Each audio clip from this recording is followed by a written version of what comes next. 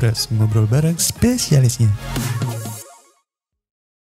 Halo Sobat Bunda, selamat datang kembali di Ngobras, ngobrol bareng spesialisnya sehangat keluarga. Hari ini kita kembali ngobrol sama Dr. Ayusta. Selamat datang, Dok. Siap, terima kasih. Spesialis kandungan dan kebidanan kita. Ini kita ada ngobrol ketiga ini ya, Dok ya? Betul, 3 kali. Waktu itu kita udah bahas tentang pantangan waktu hamil ya, Dok ya. Habis itu kita bahas juga tentang masalah ketika hamil kalau muncul pendarahan. Berarti sekarang kita maju sedikit nih ya, Dok ya. Kita bahas tentang kecemasan ibu-ibu yang lain, yaitu lahir prematur. Ini kita mulai dari awal dulu aja ya, Dok. Sebenarnya lahir prematur itu apa sih? Oke, lahir prematur berasal dari dua kata, pre dan matur. Pre itu sebelum, matur itu matang. Jadi sebelum matang. Jadi bayi-bayi prematur adalah bayi-bayi yang lahir sebelum matang. Nah, kapan sih bayi itu matang?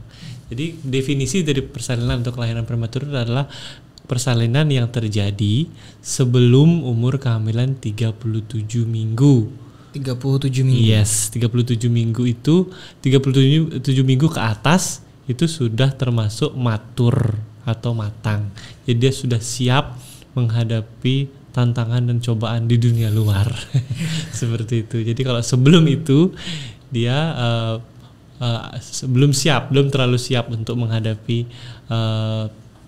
di dunia luar gitu. Tapi ya. saya udah dewasa juga masih belum siap, Dok. Oh, belum siap ya? Jadi gimana kita tahu bayi itu masih belum siap menghadapi dunia luar tuh? Persyaratannya apa? Ya, jadi kalau kita lihat dari segi umur kehamilannya, semakin mendekati 37 minggu, semakin siaplah dia untuk menghadapi kelahirannya. Jadi semakin siap dari segi apa? Dari segi fungsi daripada organ-organ tubuh bayi.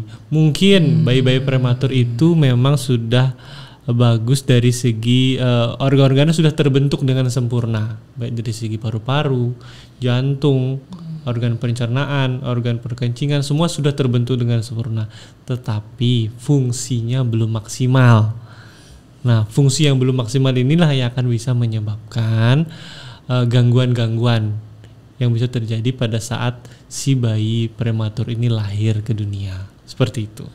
Berarti memang tergantung dari bukan cuma organnya sudah jadi atau belum, tapi organnya sudah siap beroperasi atau belum juga. Yes, betul sekali. Waktu itu berarti sebenarnya semakin awal lahirnya semakin berisiko belum siap ya, Dok ya? Iya, betul sekali, karena lahir prematur ini bisa diklasifikasikan nih atau bisa dibagi-bagi berdasarkan kapan dia lahirnya.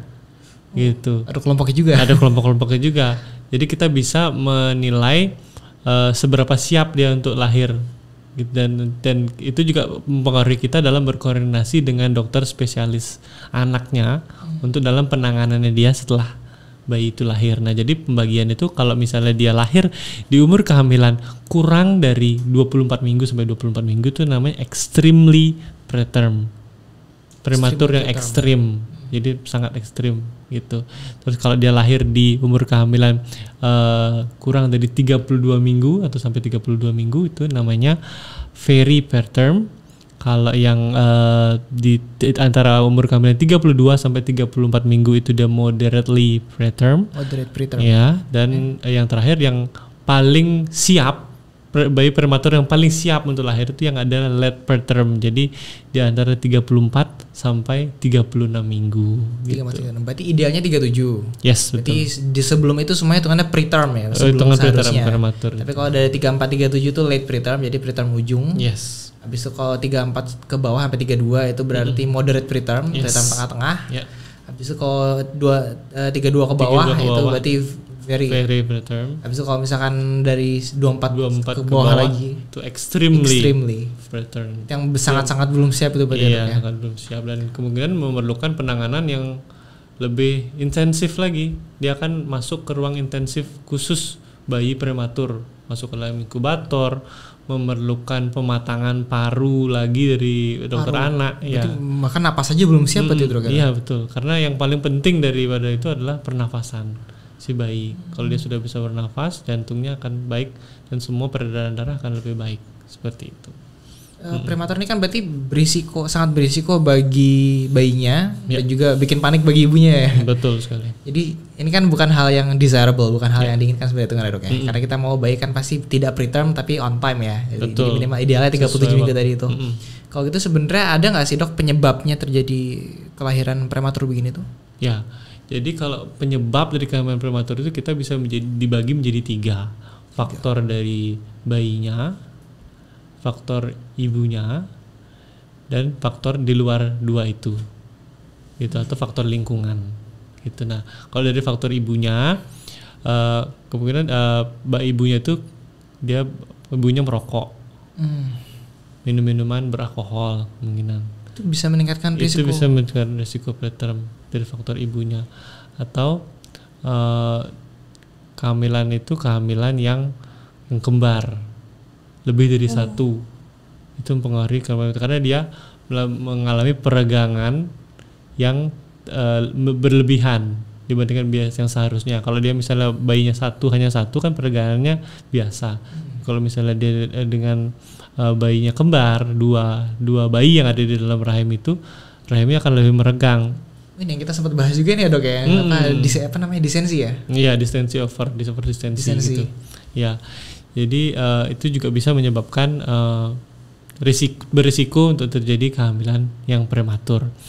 Habis itu gizi ibu juga harus diperhatikan, gitu. Jadi gizi ibu harus diperhatikan. Kalau dengan gizi ibu yang kurang baik, kekurangan zat besi, kekurangan asam folat, kekurangan zinc, kekurangan vitamin D contohnya, itu juga bisa menyebabkan persalinan yang prematur atau preterm. Jadi intinya apapun kondisi yang bisa menyebabkan rahim berkontraksi itu bisa menyebabkan kehamilan preterm atau prematur. Macam berarti ya dok ya? Iya betul.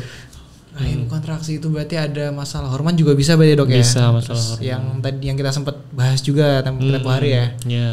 Habis itu tadi juga katanya masih perlu zinc, kita juga bisa dapat dari ikan itu ya dok ya? Iya, bisa ikan itu yang dimasak loh ya. Iya. Itu dari segi ibunya. Dari segi ibunya. Kalau misalkan dari bayinya apa aja dok? Dari segi bayinya, bayi yang terlalu besar. Besar? Ya, yang biasa kita sebut dengan makrosomnia, di atas 4 kilo lebih, itu juga bisa menyebabkan kehamilan prematur atau sebelum waktunya. Ya, karena terlalu overdistensi tadi. Itu overdistensi tadi. Habis itu pada janinnya itu kalau misalnya ada suatu kelainan atau kelainan bawaan pada janin, nah itu juga bisa menyebabkan si rahim itu berusaha untuk mengeluarkan si janin itu. Rahimnya ngerasa nggak cocok ini harus dikeluarkan. Iya, harus dikeluarkan karena si bayi itu sudah mengalami kelainan yang istilahnya bisa letal atau misalnya begitu lahir ya membahayakan bayinya itu sendiri, atau yang tidak letal atau tidak membahayakan. Nah, walaupun mau letal atau tidak letal itu juga bisa menyebabkan rahim berkontraksi dan mengalami kehamilan yang prematur seperti itu. Oh, didorong sama bayinya sendiri, berarti keadaan bayinya. Ya, keadaan bayinya menyebabkan seperti itu. Berarti dari bayinya menyebabkan overdistensi, atau tadi kalau misalkan memang ada kelainan yang buat rahimnya rejecting bayinya, cepat-cepat dikontraksikan supaya keluar. Habis itu tadi kan dokter nyebutin dari bayi, dari ibu, dan dari luarnya ya. Kalau dari luar itu contohnya apa aja dok situasinya? Ya, faktor lingkungan. Contohnya misalnya berhubungan misalnya sama suami, tapi dikeluarkan di dalam. Yang tidak safe sex tadi dok. Iya, tidak safe sex tadi. Ya, itu juga bisa mempengaruhi. Terus dia menjadi perokok pasif. Bisa juga gitu. Ibunya sih nggak merokok, tapi misalnya suaminya atau lingkungan di sekitarnya itu sebagai perokok, dia juga bisa memicu kehamilan kontraksi dan menyebabkan kehamilan prematur seperti itu. Berarti memang situasi yang perlu diperhatikan banyak juga ya dok ya? Iya, sangat banyak sekali. Kalau ibu emang nggak boleh sampai jadi perokok pasif, nggak boleh sampai. Jadi kalau misalkan masih berhubungan selama hamil, berarti tetap harus memakai kondom, harus seks. Habis itu bayinya juga dalam keadaan nggak boleh terlalu membebani rahimnya. Kalau bisa terlalu besar takutnya itu di overdistensi habis itu. Atau kalau justru kembar juga mereka nggak terlalu besar pun juga ada risiko kontraksi duluan. Wah, buat ini perlu diperhatikan. Berarti pencegahannya gimana tuh dok? Nah, kalau pencegahannya berarti kita harus lihat kembali yang faktor-faktor tadi, dari faktor ibu, faktor bayi, dan faktor lingkungan. Kalau dari faktor ibu tentunya ya sudah tidak jangan merokok, jangan minum alkohol, itu sudah jelas tidak menyebabkan ini. Terus habis itu kita harus memenuhi nutrisi ibunya harus terpenuhi sehingga tidak terjadi kontraksi. Itu ya seperti tadi asam folat, zinc, vitamin omega 3 dan sebagainya itu juga harus terpenuhi sehingga bayi itu merasa nyaman di dalam, rahim juga tenang, tidak berkontraksi sehingga tidak terjadi kehamilan prematur. Itu dari segi ibu. Kalau dari segi bayi, mungkin dari dokternya juga harus aware ya, kita lihat apakah dia ada kehamilannya single atau twin atau triplet itu, sehingga kita bisa mewanti-wanti pada pasien, oh ini ada risiko loh terjadi kehamilan yang prematur, sehingga si ibu hamil atau sobat bunda bisa lebih aware dengan kondisi kehamilannya seperti itu, sehingga lebih dijaga-jaga, jangan berhubungan dulu gitu ya, jauhi orang-orang yang merokok gitu ya, sehingga tidak menyebabkan kehamilan yang persalinan yang prematur. Berarti secara umum sebenarnya pencegahannya cukup jaga lifestyle berarti itu kan ya dok ya, jadi harus tetap sehat. Betul. Satu lagi yang harus dikelola adalah psikis. Stres juga bisa dok. Stres bisa pengaruh juga. Ya karena kontraksi itu kan disebabkan karena hormon prostaglandin atau hormon oksitosin ya. Nah, pengeluaran hormon itu diatur oleh hipotalamus namanya yang ada di dalam otak. Nah, kalau kita ada stres dari luar mempengaruhi hipotalamus, nah bisa mengeluarkan hormon itu. Ya, hormon itu keluar jadi menyebabkan rahim kontraksi lagi ujung-ujungnya. Nah, akhirnya beresiko menyebabkan kehamilan prematur gitu. Berarti bukan cuma menjaga lifestyle dari segi kesehatan, dari segi gizi, dari segi konsumsi, dari segi lingkungan, bahkan dari udaranya supaya nggak ada nikotin, nggak ada rokok. Tapi juga perlu menjaga psikisnya juga ya dok ya. Betul sekali. Jadi pencegahannya adalah hidup sehat. Dan jangan lupa bahagia. Kemudian di samping itu juga ketika hamil harus dengan rutin dengan tepat periksa ke dokter ya untuk memastikan situasi gimana, untuk monitoring supaya dari awal tahu juga ya ini ada faktor risiko. Ini kemungkinan ada risiko bisa lahir prematur, sehingga apa yang perlu dijaga, mungkin dapat tip atau bantuan dari dokter juga bisa dok ya. Ya makanya itu kita biasanya rutin screening untuk mengecek HB atau hemoglobin daripada si ibu.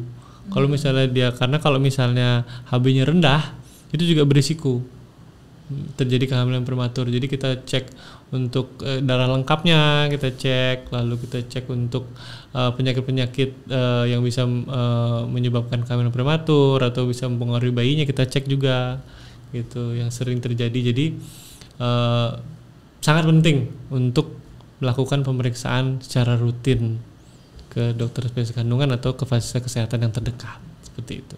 Bahkan kandungan darah aja bisa ngaruh ya dok ya. Bisa pengaruh. Berarti emang sangat penting ini, nggak bisa ditekankan lagi ya. Berarti emang sebenarnya momen ketika disadari bahwa oh sepertinya hamil, emang perlu ada pemeriksaan medis dan perlu ada pemeriksaan rutin setelah itu ya, untuk memastikan kalau ibu dan anaknya nanti akan bisa lahir dengan selamat gitu ya. Betul sekali. Karena kalau prematur tadi kan ada risiko yang banyak banget tadi ya dok ya, masih belum matang, masih belum siap menghadapi dunia. Seperti saya.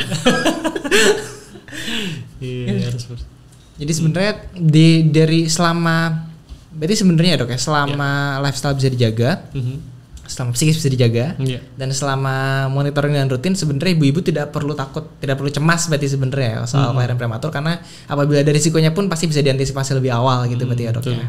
Dan penanganannya harus dilakukan di rumah sakit, tidak boleh di fasilitas kesehatan yang di bawahnya, atau seperti puskesmas atau klinik itu pasti tidak bisa menangani persalinan yang prematur, harus dilakukan di rumah sakit. Karena emang bayinya tadi perlu banyak support dari kalau misalkan prematur itu ya. Jadi bayinya harus segera dilakukan penanganan oleh dokter spesialis anak gitu. Itu udah perlu fasilitas yang secara khusus untuk membantu ketika terjadi kelahiran prematur. Karena perlu ada pematangan bayi dan seterusnya tadi itu ya dok ya. Iya betul sekali. Terus sih dok, ini kan tadi kita banyak bahas tentang bayi prematur itu masih belum siap ya dok ya tadi ya. Masih belum siap menghadapi dunia. Berarti apakah kalau misalkan bayi lahir prematur maka otomatis dia pasti akan mengalami gangguan perkembangan? Jawabannya adalah belum tentu. Belum tentu? Belum tentu. Jadi ada beberapa bayi prematur yang bisa berkembang seperti biasa, seperti layaknya bayi-bayi yang matang lainnya dengan yang lahir cukup bulan lainnya. Tapi yang jelas setiap bayi prematur harus mendapatkan penanganan yang lebih intensif dibandingkan bayi-bayi yang lahir cukup bulan.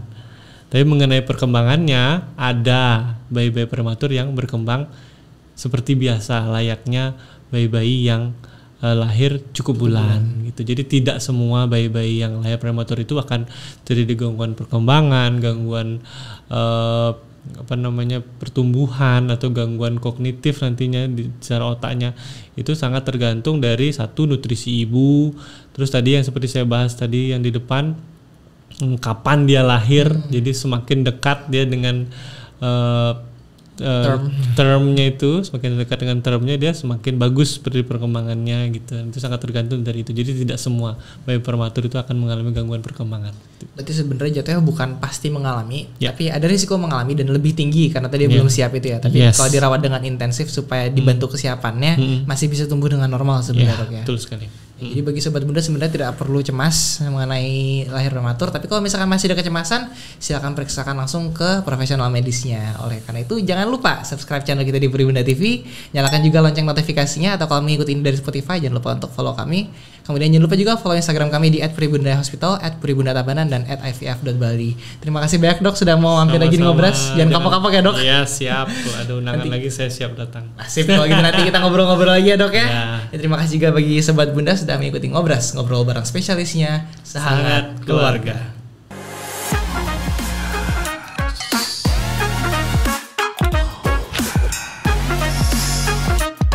Ngobras, ngobrol bareng spesialisnya.